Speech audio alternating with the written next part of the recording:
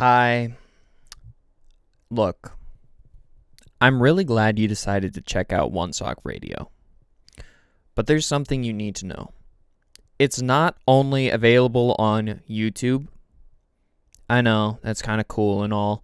So if you actually find listening to podcasts on an actual podcast streaming service, I don't know, your thing, maybe you don't, I don't know. But if it is your thing, you can actually go to anchor.fm/one-sock and you can find all the locations, all the podcast streaming services that One Sock Radio is available on. I know, kind of cool and all. Whatever. I got an episode to record. I hope you enjoy. Or whatever. Dear Evan Hansen is a musical with book by Stephen Levinson, with music and lyrics by Benj Pasek and Justin Paul. Copyright is reserved by these names. The Dear Evan Hansen script is published by Theater Communications Group. Attention. The following episode contains references of suicide and parental grieving. If you may be sensitive to these topics, please change the podcast now. Thank you, and enjoy. Before this episode begins, I would like to remind the audience that this is purely my interpretation of the show Dear Evan Hansen, and it is completely possible you can come to different conclusions or read different things between the lines. Again, this is a script analysis, conclusions built on evidence from the script obtained through thorough investigation. And as art is incredibly subjective, different people can see different things from the evidence. Spoiler warning. Hello and welcome to One Sock Radio. I am your host, Cody Novotny. Good morning. Good morning. Good morning. Good morning. It is time for a little chat. Sit back and relax. How about that? Make some breakfast and a cup of joe. Take some sips, and on we'll go. Enjoy!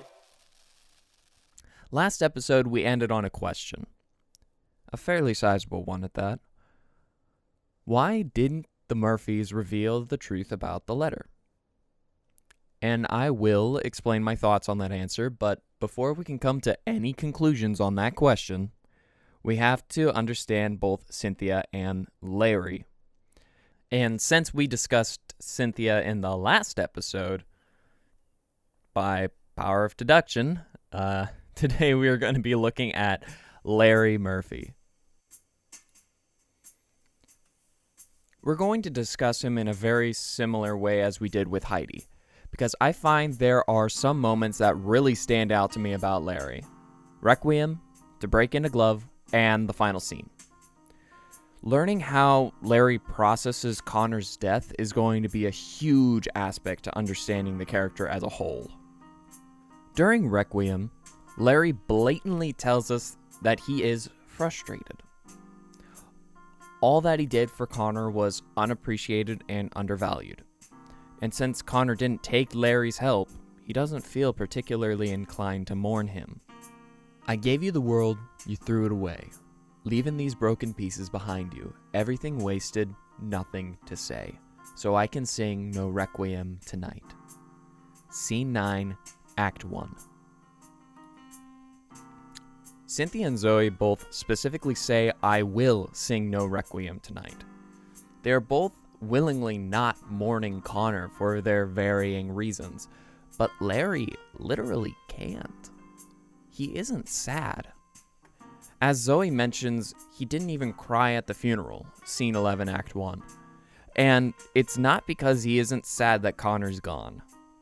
He is either in denial or he hasn't fully processed it yet.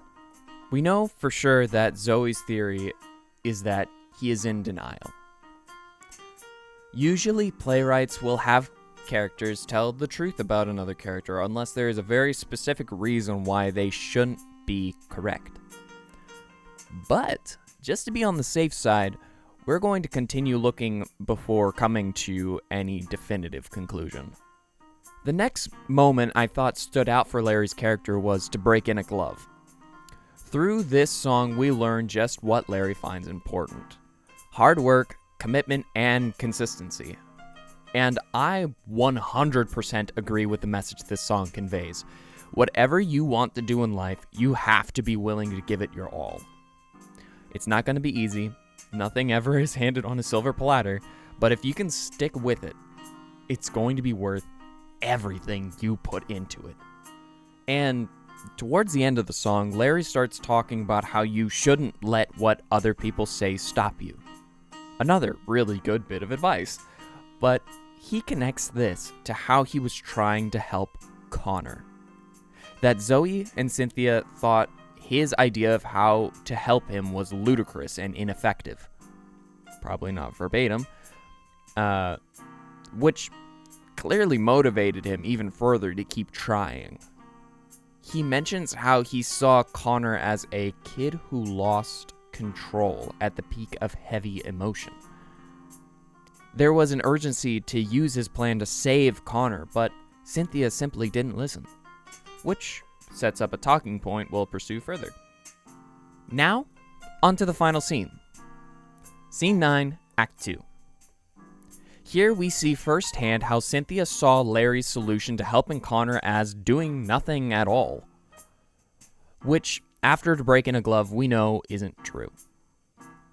He was extremely against Cynthia's approach to having Connor keep trying something different until something stuck.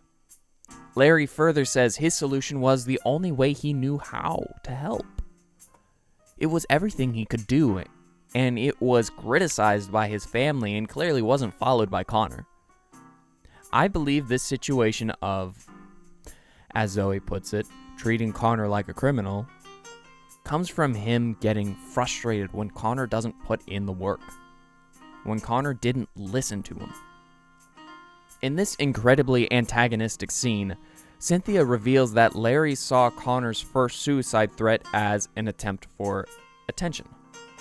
How I interpret this news, after reading this show more times than I can count, is that Larry refuses to believe that suicide is a possibility. Not from one of his kids.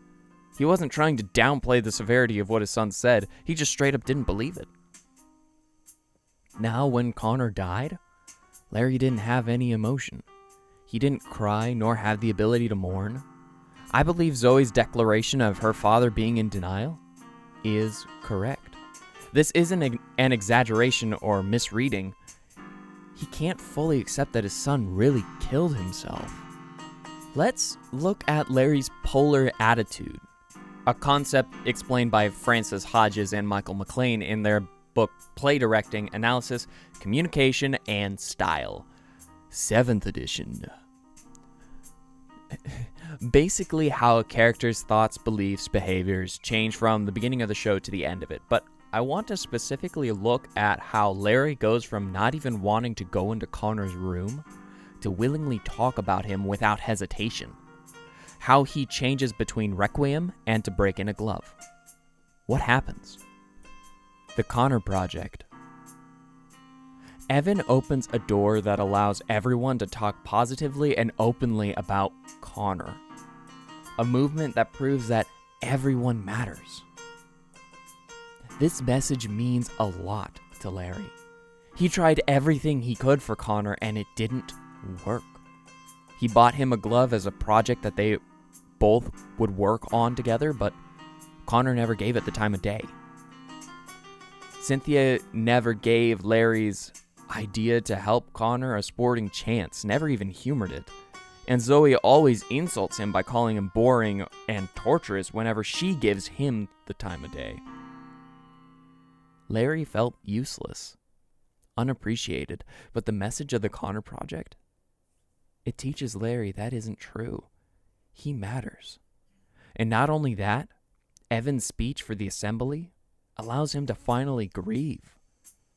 As the stage directions explain, in an instant, all of his defense, all of the hurt and anger calcified over the years, decades, all of it shatters at once irrevocable. Scene 12, Act 1. And that's what changes him from silent and internalizing in Requiem to confident and sure into break in a glove.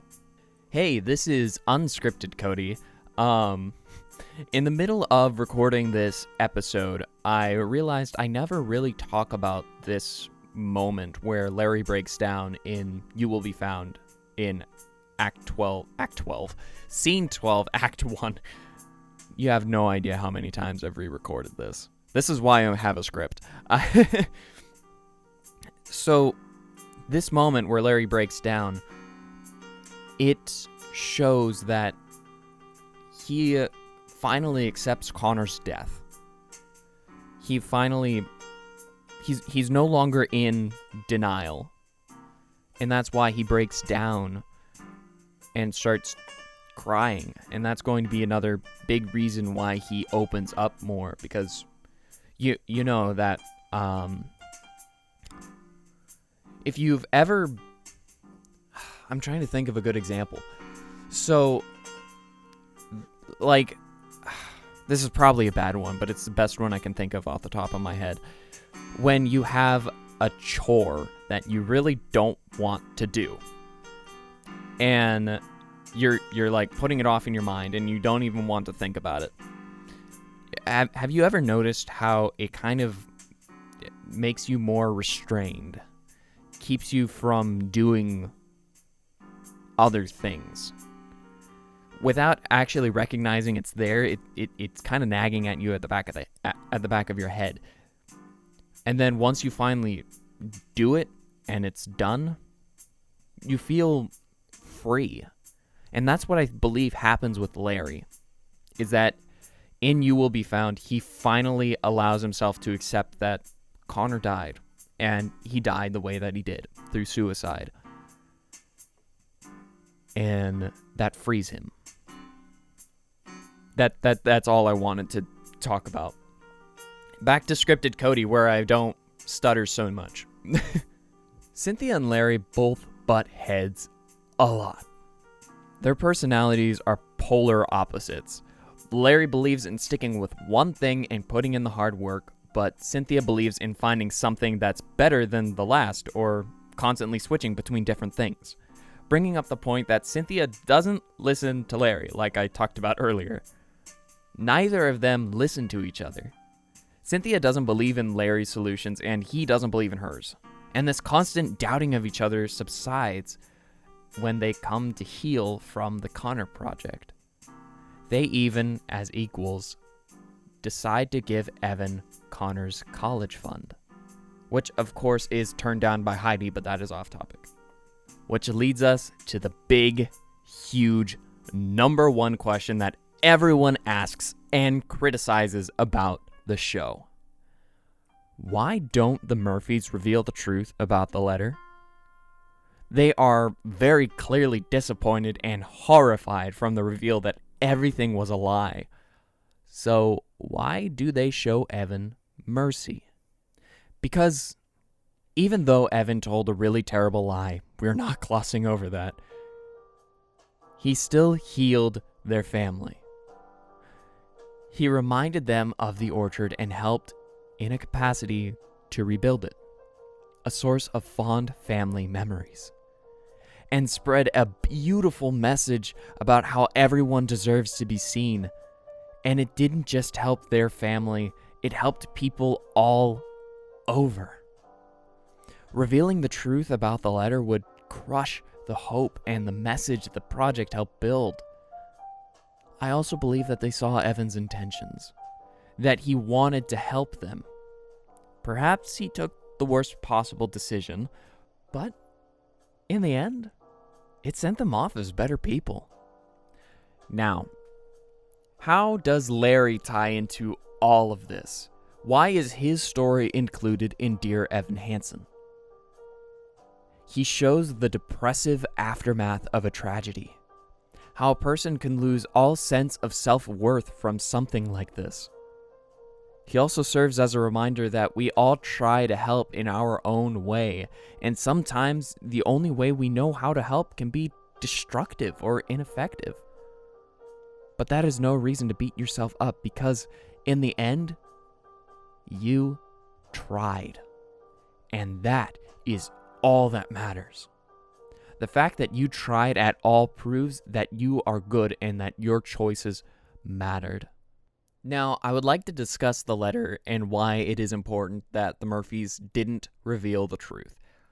And I know it sounds like this is something I have already talked about, but I'm talking about in the main action of the show, why it is important for what the show is telling. And to find the importance, we simply have to look at the reason that Zoe gave. Everyone needed it for something. It saved my parents. C9 Act 2. It's the most powerful message of forgiveness of the show. Sure, Evan completely fabricated this alternate life of their dead son, but it helped them. Like I said before, it reminded them of the orchard. The Connor Project taught Larry that he mattered. Even though Evan did something nigh unforgivable, he still did it for good reasons. To help people. To help the Murphys. So it teaches us that even though someone does something really bad, we still have to think, did they do it for a good reason? Did they do good with this bad thing? And from there, it's up to you. The Murphys chose to forgive, which is a level of mercy I know a lot of people who saw this show didn't believe Evan deserved. But in the end, it's the decision the playwrights made, and it's our job as audience members or script analysis to interpret those decisions. And I have to admit, this is a very, very subjective interpretation. People can take this one in 1.5 million directions. This is simply what I saw in it.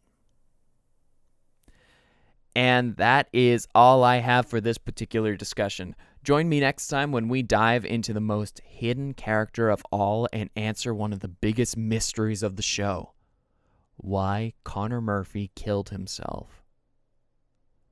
Before I leave, you are valid whether you like the show or not. Just remember, ask the wise, don't criticize. Have a good one. Your company was just swell. I hope you enjoyed our little prank. Please have a good morning and a wonderful rest of your day. One Sock Radio is self-produced, with readings, script, and music by me, Cody Novotny.